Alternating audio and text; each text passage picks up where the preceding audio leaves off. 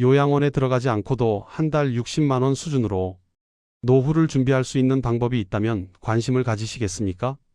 많은 분들이 노후를 떠올리면 요양원은 피할 수 없는 마지막 선택이라고 생각하십니다. 몸이 불편해지면 어쩔 수 없다고, 다른 길은 없다고 스스로를 설득하며 그 과정을 당연한 수준처럼 받아들이곤 합니다. 하지만 현실은 어떨까요? 요양원에 들어간다고 해서 삶이 편안해지는 경우는 생각보다 많지 않습니다.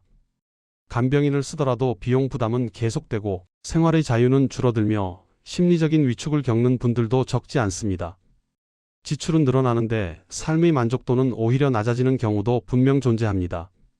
그래서 이제는 질문을 바꿔야 합니다. 어디로 들어가야 하느냐가 아니라 남은 시간을 어떤 방식으로 살아갈 것인가를 진지하게 고민해야 할 시점입니다. 오늘부터 시작되는 이 시리즈 영상에서는 아직 크게 알려지지는 않았지만 이미 많은 시니어 분들이 실제로 선택하고 있는 요양원의 대안이 될 수 있는 노후 생활 방식을 아주 구체적이고 차분하게 말씀드리려 합니다. 무리한 비용 없이 존엄과 생활의 주도권을 지키면서 살아갈 수 있는 노후. 요양원 말고도 분명히 존재하는 현실적인 선택지들을 지금부터 하나씩 짚어드리겠습니다. 그 첫 번째 시간으로 오늘은 왜 우리가 요양원 신화를 깨야 하는지, 그리고 한 달 60만 원이라는 금액이 어떻게 마법처럼 가능한지 그 전체적인 지도와 핵심 주거 대안을 파헤쳐 보겠습니다. 우리가 가장 먼저 깨야 할 고정관념은 아프면 무조건 요양시설에 가야 한다는 생각입니다. 현재 우리나라의 요양시설 비용을 냉정하게 따져볼 필요가 있습니다. 많은 분이 국가에서 지원해 주니까 얼마 안 들겠지라고 막연하게 생각하시지만 실제 고지서를 받아보면 이야기가 달라집니다. 일반적인 요양원 입소 시 본인 부담금은 전체 비용의 20% 수준이지만 여기에 포함되지 않는 비급여 항목이 무섭습니다. 매달 들어가는 식비와 간식비만 해도 30만 원에서 50만 원이 훌쩍 넘고 기저귀값이나 각종 소모품비까지 합치면 평범한 가정에서 감당하기 버거운 금액이 됩니다. 특히 치매나 중증 질환으로 인해 개인 간병인을 써야 하는 상황이 오면 문제는 더 심각해집니다. 간병비는 건강보험 적용도 되지 않아 하루 12만 원에서 15만 원, 한 달이면 400만 원에 육박하는 비용이 발생합니다. 평생을 성실하게 일궈온 자산과 자식들에게 물려줄 마지막 미천이 노후단. 몇 년 사이에 간병비로 모두 증발해버리는 구조인 것입니다. 자, 이제 냉정해지셔야 합니다. 우리가 80대, 90대까지 산다고 가정했을 때 이 비용을 10년, 20년 감당할 수 있는 가정이 몇이나 될까요? 대부분의 중산층조차 노후 파산의 위기에 직면하게 됩니다. 하지만 더 큰 문제는 돈보다 삶의 질에 있습니다. 요양원이라는 공간은 효율적인 관리를 위해 설계된 곳입니다. 어르신 한 분 한 분의 개성보다는 전체의 규칙이 우선됩니다. 내가 먹고 싶을 때 먹고 자고 싶을 때 자는 당연한 권리가 사라집니다. 정해진 시간에 일괄적으로 배식되는 식사를 하고 좁은 침상 위에서 대부분의 시간을 보내며 정해진 면회 시간에만 가족을 만날 수 있는 삶은 시니어들에게 깊은 무력감과 고립감을 줍니다. 내가 이러려고 평생을 고생했나 하는 자괴감이 들면 건강은 더 빠르게 악화되기 마련입니다. 이것이 우리가 단순히 시설을 고르는 고민을 넘어 내 집에서 끝까지 머물 수 있는 제3의 길을 반드시 찾아야 하는 절박한 이유입니다. 그 대안의 핵심이자 오늘 제가 가장 강조하고 싶은 해결책은 바로 국가가 주도하는 고령자 복지주택입니다. 흔히 실버타운을 떠올리면 수억 원대의 입주, 보증금과 월 수백만 원의 생활비를 생각하며 돈 있는 사람들 이야기질하며 포기하곤 하십니다. 하지만 정부와 LH, 그리고 각 지자체가 공급하는 고령자 복지주택은 전혀 다른 개념입니다. 이곳은 65세 이상의 무주택 어르신들을 위해 설계된 주거와 복지의 결합형 공공임대주택입니다. 물리적인 환경부터 철저하게 시니어 맞춤형입니다. 집안의 모든 문턱을 없애 휠체어 이동이 자유롭고 화장실에는 미끄럼 방지 타일과 안전 손잡이가 촘촘히 설치되어 있습니다. 가장 중요한 점은 거실과 침실에 설치된 센서입니다. 어르신이 일정 시간 움직임이 없으면 관리실로 즉시 알람이 가는 시스템, 그리고 위급 상황 시 언제든 누를 수 있는 비상벨이 곳곳에 배치되어 있어 독거 노인의 가장 큰 공포인 고독사 걱정을 원천적으로 차단합니다. 이제 구체적인 사례들을 통해 이 방식이 어떻게 한 달 60만 원으로 가능한지 아주 세밀하게 쪼개서 살펴보겠습니다. 첫 번째 사례는 경기도의 한 고령자 복지주택에 거주하시는 72세 김순자 어르신의 이야기입니다. 김 어르신은 원래 보증금 5천만 원에 월세 40만 원인 빌라에 거주하셨습니다. 하지만 무릎 관절이 나빠지면서 계단을 오르내리는 것이 지옥 같았고 외출도 포기한 채 고립되어 가셨죠. 그러다 고령자 복지주택 영구임대 공고를 보고 입주하셨습니다. 보증금 700만 원에 월세는 단 8만 원입니다. 관리비 10만 원을 합쳐도 주거비로 나가는 돈은 18만 원뿐입니다.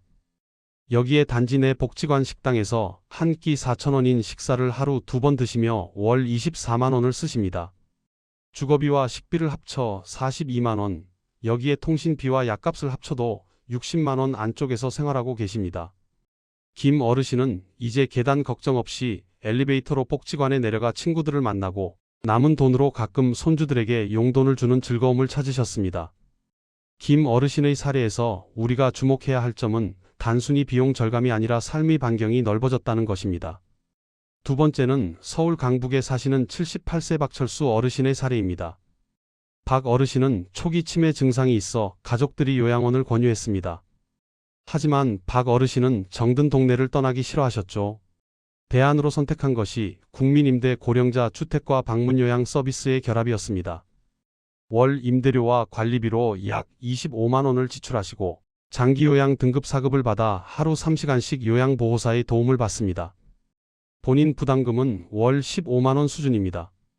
식사는 복지관 도시락 배달 서비스를 이용해 월 20만 원 정도로 해결합니다. 총합 60만 원대의 치매 관리와 주거, 식사를 모두 해결하신 겁니다. 요양원에 갔다면 느꼈을 상실감 대신 매일 산책하던 공원을 거닐며 익숙한 이웃들과 인사하는 삶을 유지하고 계십니다. 치매 환자에게 가장 중요한 것은 익숙한 환경입니다.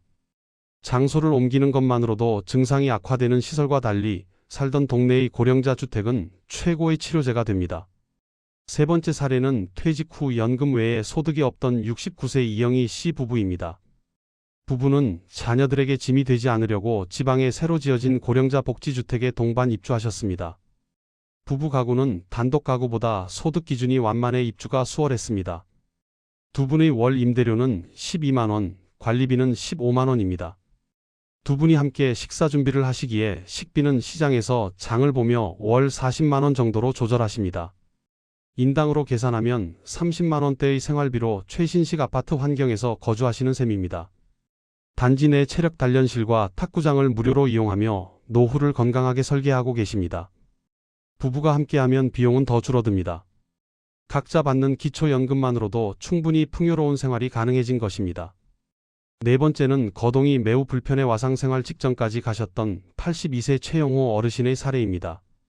최 어르신은 재택의료센터의 방문 진료를 적극 활용하셨습니다. 고령자 주택에 거주하며 의사와 간호사가 한 달에 2번 집으로 방문해 욕창 관리와 영양수액 처방을 해줍니다. 방문 진료비는 건강보험 혜택을 받아 회당 12만 원 선입니다. 요양보호사가 집안일을 돕고 방문 간호사가 드레싱을 돕는 통합재가 서비스를 이용하며 월 본인 부담금 30만 원 정도를 지출합니다. 주거비 15만 원을 더해도 월 50만 원이 안 되는 비용으로 집 안에서 병원급의 케어를 받고 계십니다. 억지로 요양병원에 입원했다면 한 달에 최소 200만 원 이상 들었을 비용을 4분의 1로 줄이면서도 집이라는 심리적 안정을 지켜낸 사례입니다.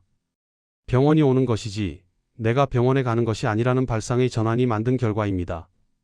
다섯 번째 사례는 홀로 사시는 75세 정수님 어르신입니다. 정 어르신은 고령자 주택 내의 일자리 사업에 참여하고 계십니다. 오전 2시간 동안 단지 내 환경 정리를 돕고 매달 30만 원 정도의 활동비를 받으십니다. 주거비와 관리비로 나가는 20만 원을 이 활동비로 모두 해결하고 나니 원래 받으시던 기초연금 30여만 원은 온전히 식비와 취미 생활비로 쓰실 수 있게 되었습니다. 단순히 돈을 아끼는 것을 넘어 내가 이를 통해 주거비를 번다는 자부심이 어르신의 우울증을 치료하는 약이 되었습니다.